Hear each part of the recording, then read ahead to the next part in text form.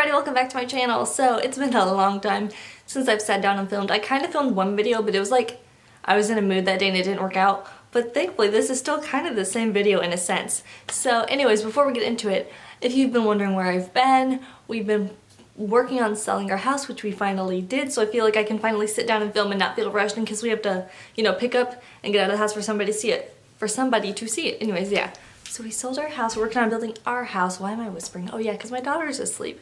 Anyways, so I decided I'd put on my makeup today, and I don't really want to do a chit chat get ready with me just because it would take 7,000 years to film and then another 7,000 years to edit it and get it up. But I just wanted to talk about kind of my favorites for this past season of winter.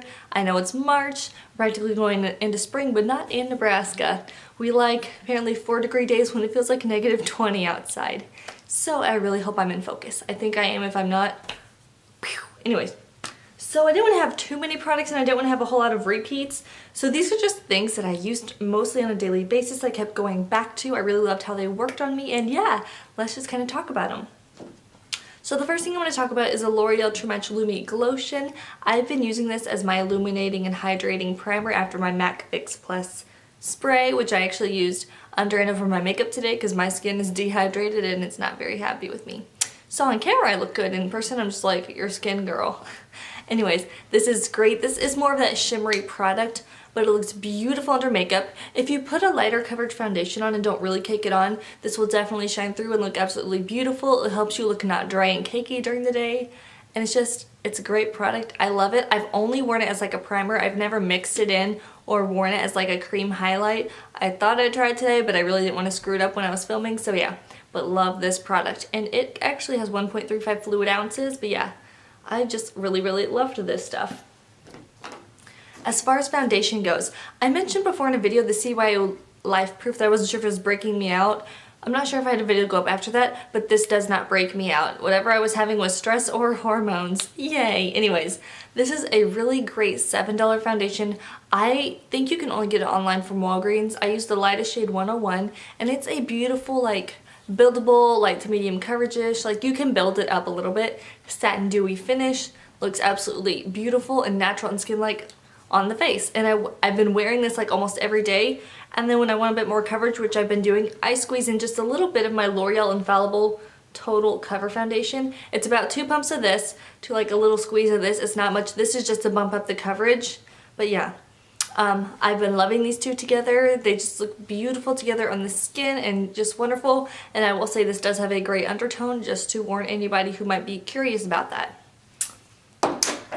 Alright, now this isn't necessarily like a oh my gosh favorite because I've bashed this product before, but I actually have been getting use out of it again. This is the Tarte Creaseless Concealer. If I could speak, that'd be great. So I just wanted to mention this because the one way I've been able to use it up and kind of use it is to kind of use it under my regular Tarte concealer. So this I've been using just to kind of make that one, I guess, not look so dry during the winter time because this is a drier concealer, but it's the only concealer on me that actually like holds up its coverage, doesn't crease. As long as I don't use too much, I've just been layering them, and this does feel heavier on my skin because it is so moisturizing, but I've been getting a little use out of it. So I didn't bring the Tarte one out because you already know that's like my favorite, like only concealer I use, but yeah. This stuff has been okay. I've been getting use out of it, so I'll just be happy when it's gone. Alright, now I have 2 palettes to talk about and a single blush. I've talked about these before. This is the Essence Satin Touch Blush. I picked this one back up, on and off, along with the other shade, but this one is Satin Love. It's just the more mauve shade. These are such beautiful pigmented satin blushes. They make your cheeks glow and just have the sheen, and they're gorgeous and they're affordable, and seriously, they are so flipping good. Like I said, this one's Satin Love. It's more of that mauve color, but these blushes are great and I wanted to mention them again. Now for the palettes. The first one I want to talk about is the Hourglass Volume 4 palette. I know these are limited edition, but they come out with one every year. But the reason why is, if you want to try Hourglass powders, this is a freaking great way to do it. It is 82 bucks, but it is totally worth the $82. And me being as fair as I am, I've used every single powder in here. So usually, I will use the highlight just to highlight. I'll mix these 2 powders together to set my whole face, just lightly. And then the bronzer I use, and it's not too dark. And these are the blushes. I've been using this one more just because of the season, but seriously, gorgeous palette, amazing quality. These are like the perfect powders for wintertime when your skin looks really dry and you want to like have a powder on it to set your makeup or whatever you're using it for, but you don't want it to like make you look any cakier than you already do because your skin is so dry and like, ugh. Love this. Does that bring me to my last product? I think it does. So I had to mention the BH Cosmetics Zodiac Capricorn palette.